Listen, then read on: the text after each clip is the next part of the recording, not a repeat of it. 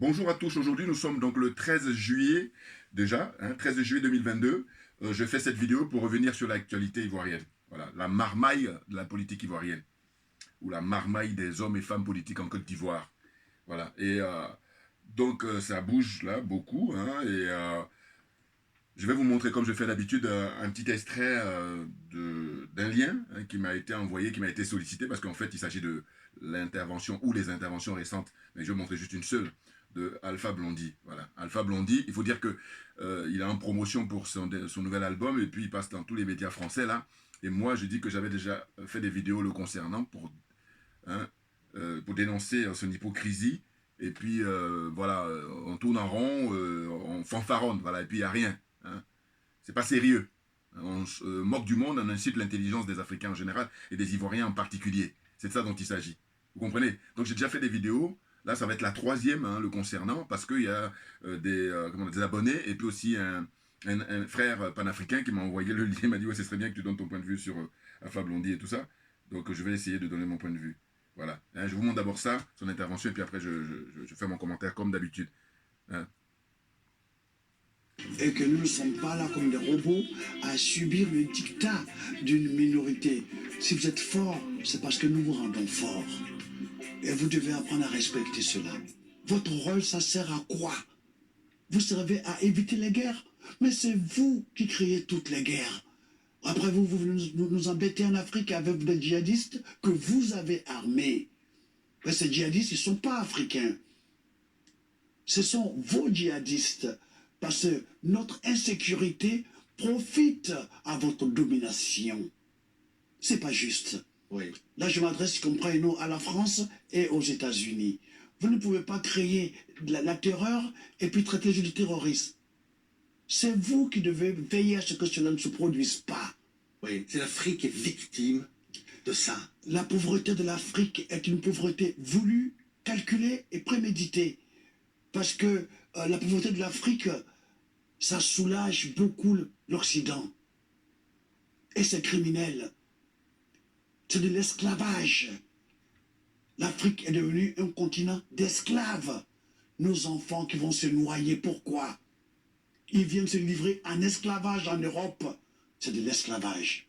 Et cela est valable pour tous les Noirs, qu'ils soient des Antilles ou des États-Unis. Il faut reconstruire l'homme africain en se disant ces vérités et que nos chefs soient un peu libérés parce que eux, ils ont le flair à la tempe. Voilà pourquoi ils ne font pas ce qu'ils sont supposés faire, transformer nos matières premières. Patrick, tu trouves normal qu'un continent comme l'Afrique, il n'y a pas l'autosuffisance alimentaire et que M. Macky Sall, qui a d'autres chats à fouetter, aille s'humilier devant M. Poutine pour qu'on libère les céréales?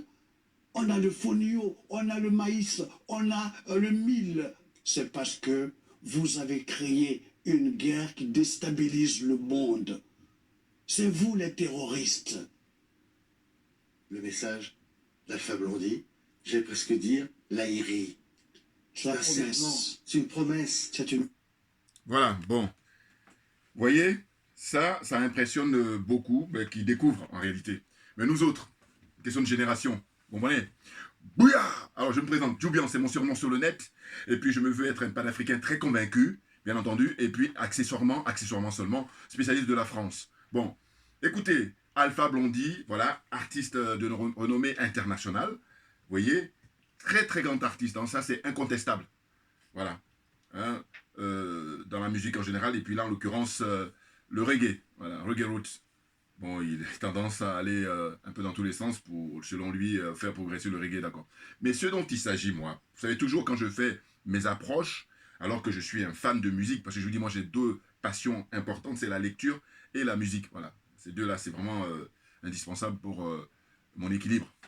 Mais Alpha Blondy, je l'interpelle souvent dans mes vidéos, lui et Tikenja, pourquoi? Mais parce que, regardez, la prestation là qu'il a faite à cette interview, effectivement, je vous dis, ceux qui découvrent, ils sont épatés. Alors que nous autres, non. Pourquoi? Mais parce que, je vais vous dire, quand Salif Keïta a fait deux vidéos de 5 minutes, une vidéo en bambara, hein, en langue locale, et puis une autre vidéo en français, toujours les mêmes propos, où à l'époque, il avait interpellé IBK, Ibrahim Boubacar Keïta, l'ancien président malien, hein, avant qu'il décède. Il avait interpellé en lui disant, écoute, grand frère, et il avait parlé en bambara, le terme c'était Koro. Koro en bambara, ça veut dire grand frère. Il dit, tu sais que tu n'es plus à la hauteur, donc cède la place aux plus jeunes. Et quand il a fait ces discours-là, c'était un discours pacifique. Vous voyez, c'était un discours de raison.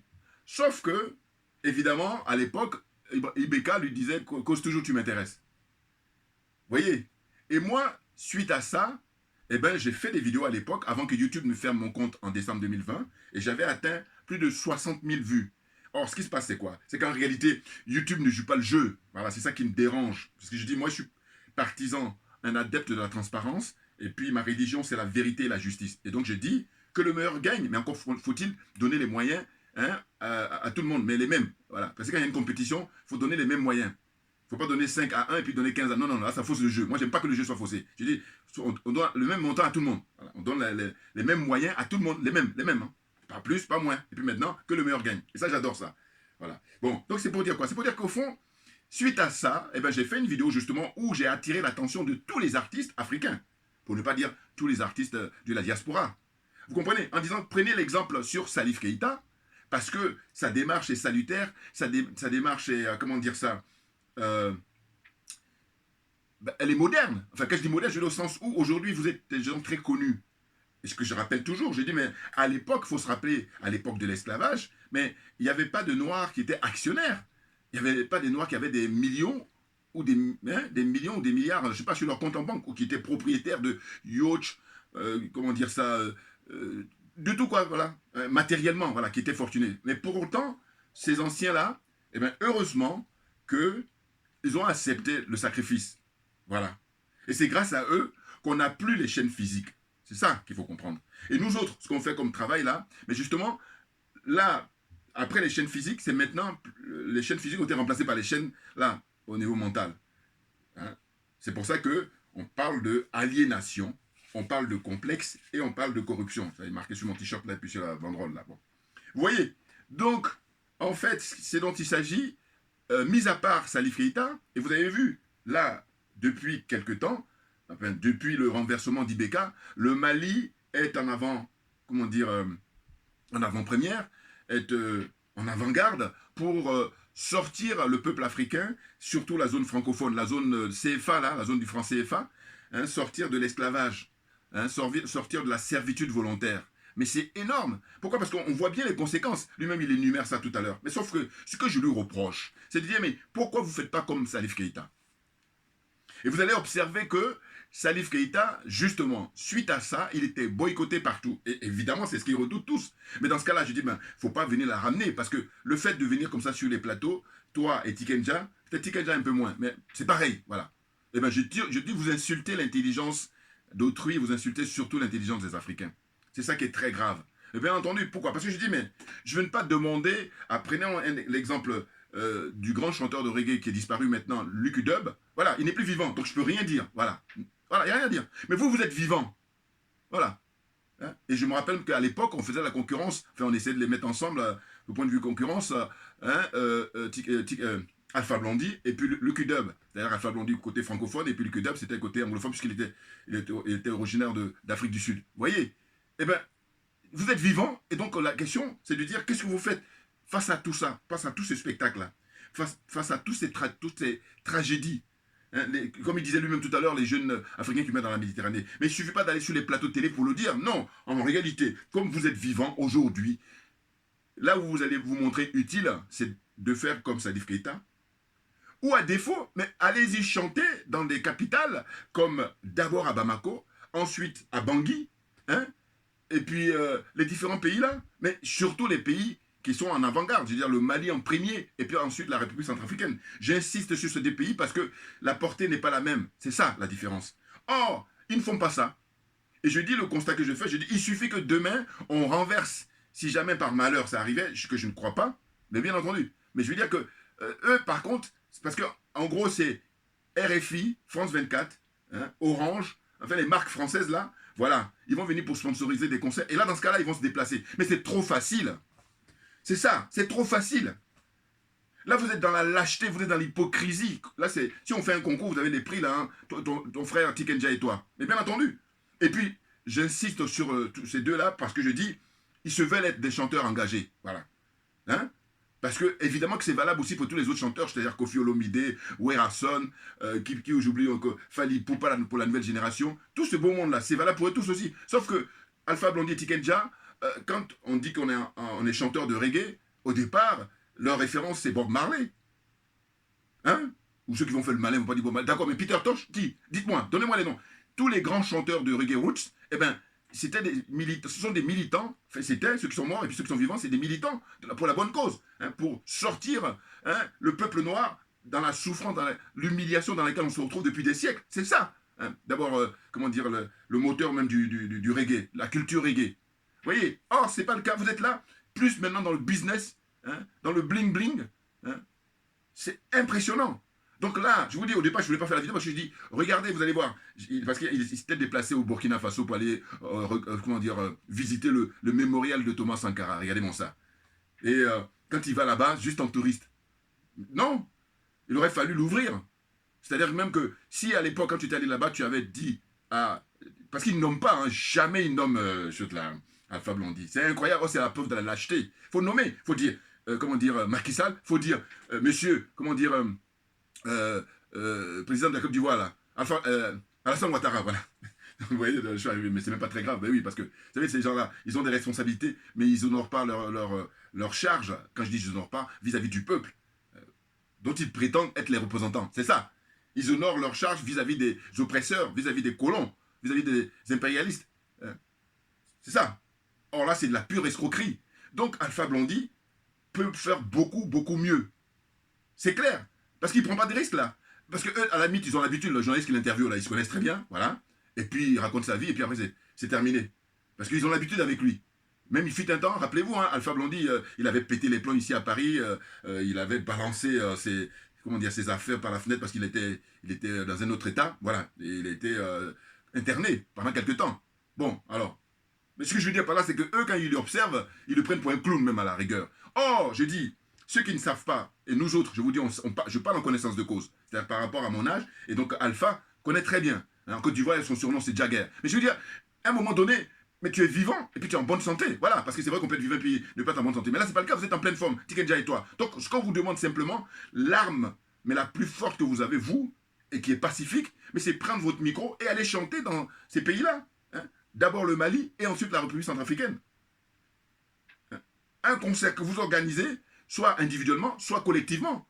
Mais en tous les cas, l'impact va être énorme. Évidemment, c'est pour ça que je le dis depuis des mois, hein, pour ne pas dire depuis... oui, parce que je vous dis, quand YouTube n'a pas encore fermé mon compte, j'avais déjà fait la vidéo pour rendre hommage à Salif Keïta. Et vous voyez bien que depuis ce temps-là, Salif Keïta, regardez, hein, sur Internet ou partout, combien de fois les médias français l'interrogent, ils le boycottent. Et c'est ce qu'eux, ils redoutent. Mais est-ce que ça a du sens? Ah ben c'est ça le problème. Oui, parce qu'ils font le malin là. Et puis je vous dis, pour ne pas oublier, il y a une image qui m'avait choqué, Alpha Blondy, quand il était allé à la grande, comment on appelle ça, manifestation qui avait été organisée par Madame Ouattara, hein, quand elle a fait venir tous les gens du showbiz là pour collecter de l'argent, n'importe quoi. Voilà. Quand je dis n'importe quoi, je veux dire que en fait, ils bouffent l'argent de la Côte d'Ivoire, c'est pas suffisant. Maintenant, ils demandent la contribution des uns et des autres pour se faire. Enfin, moi, j'ai dit même à cette occasion-là, quand c'était passé à l'époque, hein, il n'y a pas longtemps là. Vous voyez? Children, son association, je sais pas quoi, Madame Ouattara. J'ai dit, mais ils narguent les Ivoiriens. Mais bien entendu. Oh, il y a une image qui m'a choqué, c'est que vous voyez, à un moment, on a vu Alpha Blondy aller saluer Monsieur Ouattara. Et il a fait des salamalek, un peu comme si Ouattara était le pape ou Dieu. Et ça m'avait choqué, je vous dis, très franchement. Je dis, mais c'est quoi ça? Non, mais c'est incroyable. Hein. Je veux dire, avec la notoriété que tu as, un, et puis deux, l'argent que tu as, mais tu le salues correctement sans plus. Mais de là à faire des salamalek, l'image, ça m'avait choqué. Ça en dit long sur le caractère, sur la façon dont ces gens-là ils sont. Mais oui, ça en dit long. Mais bien entendu, j'ai rien à me reprocher, je suis un homme libre. Et puis je dis d'ailleurs, vous avez la charge du pays, qu'est-ce que vous faites? Qu'est-ce que vous faites pour qu'il y ait des Ivoiriens qui soient en exil depuis des années? Qu'est-ce que vous faites? Et puis, il y a des Ivoiriens qui sont en prison pour des délits d'opinion. Hein? Opinion politique. Qu'est-ce que vous faites? Qu'est-ce que vous faites? Et puis, il y a des Ivoiriens qui dorment dans les cimetières. Qu'est-ce que vous faites? Et puis, il y a des Ivoiriens dont on casse la maison, qui dorment dans la rue, qui dorment à la belle étoile. Hein? Complètement dans l'appauvrissement. Qu'est-ce que vous faites pour quand il pleut, ça envahit tout le pays, notamment à Abidjan, la capitale. Vous faites quoi? Une fuite en avant, hein? L'argent du pays, vous l'utilisez pour faire profiter à votre famille, à vos amis, et puis aux Occidentaux en général, et aux Français en particulier. C'est ça qu'il faut dénoncer directement. Oh là, aucun courage. Il vient là sur le plateau, puis il fait son petit malin. Et je dis, les gens qui le découvrent, les jeunes là qui le découvrent, ils sont impressionnés, alors que rien du tout. C'est trop facile, ça. Et oui, non, maintenant là, je vous dis, circonstances atténuantes, si, pour des raisons de santé, voilà. Mais sinon, en dehors de ça, on voit bien qu'ils sont en pleine forme, parce que quand on le voit sur le studio, là, vous n'avez pas souple. Voilà. Donc, et puis d'ailleurs, quand je parle du studio, il fait des concerts. Oh, il fait des concerts partout, mais sauf au Mali, et en plus, alors que c'est là-bas, et nulle part ailleurs. Voilà. Le Mali d'abord, et la République centrafricaine. C'est là-bas qu'il faut aller faire des concerts. Et quand on chante du reggae, on écoute les paroles de leurs chansons, voilà, l'armée française, la France-Afrique, et patati, et patata, etc., etc. Et puis là, c'est ce que j'appelle la pure théorie, hein. Alors on me dira, oui, mais c'est le rôle des chanteurs, d'accord, mais attendez, excusez-moi, quand, je vous dis, je fais toujours encore le rappel, Robert Nesta Marley, Bob Marley, quand à l'époque, il était question de l'indépendance, c'était l'indépendance de l'ancienne Rhodésie, devenue le Zimbabwe, ben, il était allé sur place, il était invité, voilà, et il va avec tout son groupe, et je vous dis, c'est ce qu'on a entendu, hein, eh bien, Marley à l'époque a refusé de serrer la main du prince Charles. Pourquoi? Parce qu'il a considéré qu'il n'avait pas sa place là, parce que c'est le colon. Parce qu'il était question de la libération du pays, l'indépendance du Zimbabwe, hein, ancienne Rhodésie, voilà, donc dégage. Voilà, c'est du Stephen François. Et j'ai dit, mais quand on nous raconte ça, qui est une réalité, hein, c'est pas de la fiction, eh bien j'ai dit, mais est-ce que des gens comme Alpha Blondy, des gens comme Tikenja, ils sont capables de refuser de serrer la main de M. Macron? Or, le prince Charles, c'est sa majesté. Vous voyez déjà, parce que c'est pas la même chose, hein. La majesté, lui, il reste jusqu'à sa mort, alors que le président de la République, bon, a joué les dictateurs. Bon. Vous comprenez ce que je veux dire? Voilà. Il y a une hiérarchie qui est connue. Bon. Donc Alpha Blondy et Tikenja, et puis les autres chanteurs aussi, aucun n'a le courage, là, de monter au créneau pour soutenir les dirigeants maliens, pour soutenir le président Touadéra et son équipe en République centrafricaine. Mais qu'est-ce que c'est ça? Moi, je suis sidéré. Je suis stupéfait. Non, mais je veux dire, c'est pour ça que je ne voulais pas refaire une vidéo, parce que j'ai dit, hein, j'ai envoyé des messages aux abonnés ou le frère panafricain qui m'avait envoyé. Mais bon, là, je fais cette vidéo aujourd'hui à nouveau parce que, bon, je me suis dit, comme là, il est question de la rencontre demain, 14 juillet, entre le président Alassane Ouattara, les présidents Gbagbo et, comment dire, Konan Bédié, je dis, voilà, je vais en profiter, hein, pour donner mon point de vue sur cette rencontre de demain. Alors que je l'ai déjà fait déjà, mais je reviens là-dessus. Pourquoi? Parce que d'abord, je dis, j'ai écouté Afrique Média et il y a eu l'intervention des frères concitoyens ivoiriens, notamment le jeune frère Baba Nicolo, que j'aime beaucoup, hein, du coup, j'aime beaucoup, parce qu'il a beaucoup d'humour et puis il est très très bon au niveau de l'analyse politique. Mais, hier quand je l'ai écouté, il y a un truc qui dit, parce que les deux intervenants, bon, ils avaient très souvent tendance à citer sur le fait que non, cette rencontre-là, l'initiative est venue de M. Konan Bédié et puis du président Gbagbo. J'ai dit, ben, soit. Mais alors, au niveau du jour, hein, la fixation du jour, la date, je veux dire, c'est eux qui ont fixé aussi? Non, c'est M. Ouattara qui a fixé. Et M. Ouattara a fixé en fonction de ses chefs. Les chefs, c'est les Américains et puis les Français surtout. Voilà. Or, j'ai dit quoi? Mais j'ai dit, mais rien que ça, là, quand c'est commencé, j'ai dit, putain, j'ai pas la chance de pouvoir leur parler ou être présent là, enfin, en tout cas, pouvoir participer à ce truc-là. Le seul truc que je leur dis, c'est ça. Et puis là, ils seront mal à l'aise. Pourquoi? Parce que j'ai dit, mais attends, arrêtez de vous vanter sur le fait que, oui, parce que la journaliste ou le journaliste posait des questions sur le fait que, mais comment ça se fait que c'est maintenant là que, comment dire, il y a cette rencontre-là? Est-ce que c'est pas dû à l'appel de la grande dame Pulche